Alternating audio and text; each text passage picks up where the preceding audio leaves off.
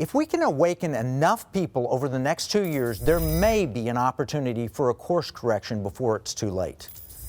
We'll need to address election integrity, and we'll need to fight some very bad policies.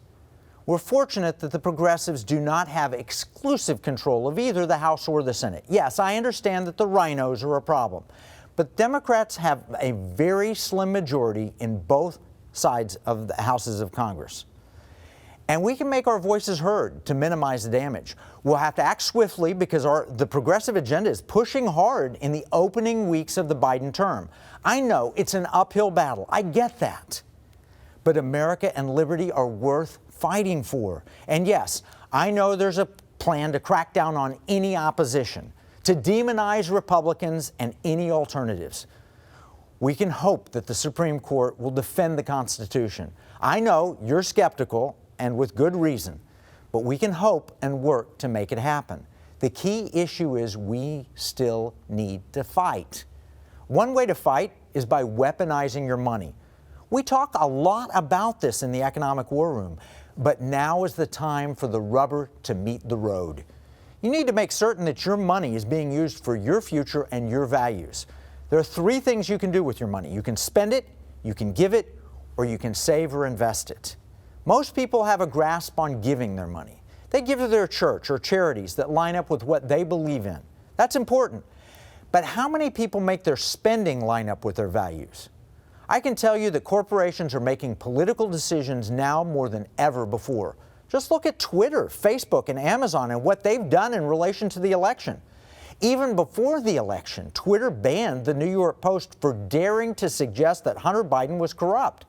They banned the oldest newspaper in America with the 4th largest circulation of any paper in the country.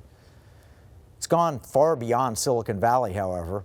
When Senator Josh Hawley said that he was going to challenge the electoral vote, Walmart tweeted out a personal attack. Granted, we later learned that that was supposedly a rogue employee who did that. But it fits the pattern we've seen from Marriott, the airlines, and many other consumer companies who've made it clear that they have disdain for the 75 million or more Americans that voted for Donald Trump in the last election. The left has weaponized their money for a long time. They threatened to boycott Mike Lindell's MyPillow, and they previously boycotted Chick-fil-A. I know it will be a challenge to look at your spending and try to align it with your values. There are some areas where you don't really have a choice, but you must at least begin the thought process and look for alternatives. And if we're right about inflation, you'll need to watch your spending very carefully. If we work together, we may be able to navigate these difficult waters. This will require good information sharing and some good advice from in-the-know, trusted advisors. Again, your economic future and our nation and liberty are worth the effort. And what about your investments? Are you prepared to address the coming financial changes? You may not want to follow a traditional investing approach if you know that inflation is about to rear its ugly head. We don't give advice on the show. We do recommend that you work with an advisor who can help you with your specific situation.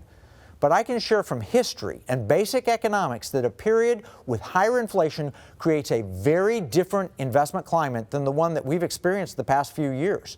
And wise investors stand ready to adapt as needed. Higher inflation is usually bad for bonds. We've been in a long-term bull market for bonds that has lasted about 40 years. If inflation returns with a vengeance, that bond bull market will end. Inflation can be good for the stock market overall, but only up to a point.